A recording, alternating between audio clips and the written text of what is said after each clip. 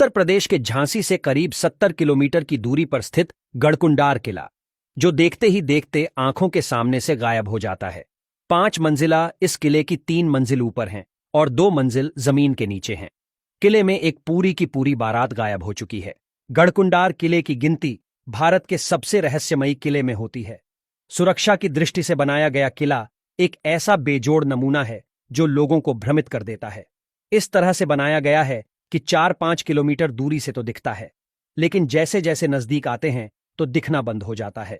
जिस रास्ते से किला दूर दिखता है, अगर उसी रास्ते से आप जाएंगे तो रास्ता किले की बजाय कहीं और ही चला जाता है, जबकि किले के लिए दूसरा रास्ता है। आसपास के लोग बताते हैं कि काफी वक्त पहले पास के ही गांव में एक बारात आई थी। बारात में आए लोग किले को देखने के लिए आ गए। घूमते घूमते वे लोग बेसमेंट में चले गए, जिसके बाद वे रहस्यमयी तरीके से अचानक गायब हो गए। उन 50-60 लोगों का आज तक पता नहीं चला।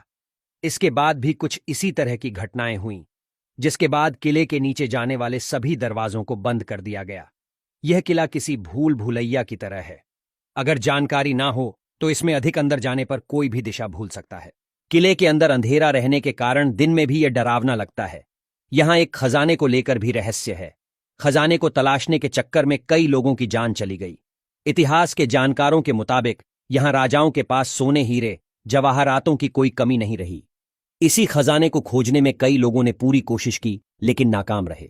वहीं किले को ऐसे बनाया गया कि दुश्मनों को पास पहुंचने नहीं देता। दूर से विशाल दिखने वाला किला पास पहुंचते पहुंचते आंखों से ओझल हो जाता है। हालांकि गायब होने की इस पहेली को समझना बहुत आसान है। किले के चारों तरफ छोटी छोटी पहाड़ियां हैं। जैसे जैसे आप आगे बढ़ेंगे, आसपास की पहाड़ियां बड़ी दिखने लगेंगी और किला उनके पीछे छिपता चला जाएगा। आगे चलने पर यह मुश्किल हल नहीं होगी। तब कई रास्ते नजर आने लगते हैं। अंदाजा लगाना मुश्किल हो जाता है कि किले की ओर कौन सा रास्ता जाएगा। इसीलिए जब किले पर हमले के लिए दुश्मन सेनाएं आती तो अक्सर गलत रास्ते पर भटक जाती। अगर किले के पास कोई पहुंच भी जाए तो जीतना आसान नहीं था। किले की ऊंची और मोटी दीवारों पर चढ़ना लगभग नामुमकिन था। दुश्मन के आते ही दुर्ग की रक्षा में तैनात सेना परकोटे के छेदों से नीचे हमला बोल देती। निगरानी के लिए बनाए गए कई दुर्ग आज भी सलामत हैं। इसे गढ़कुंडार दुर्ग कहते हैं, जिसे चंदेल राजा यशोवर्मन ने 9वीं सदी में बनवाया था। कई पीढ़ियों तक वहां चंदेलों का शासन रहा। 1182 में पृथ्वीराज चौहान ने राजा परमादिदेव को हराकर चंदेलों की राजधानी महोबा पर कब्जा कर लिया। इस जीत के बाद महोबा से करीब 125 किलोमीटर दूर बना यह दुर्ग भी उनके कब्जे में आ गया। पृथ्वीराज चौहान ने तब अपने खास सेनापति खेत सिंह खंगार को गढ़कुंडार का किलेदार बना दिया। 10 साल बाद 1192 में पृथ्वीराज जब मोहम्मद गौरी से युद्ध हार गए, तब खेत सिंह ने खुद को गढ़कुंडार का राजा घोषित कर दिया।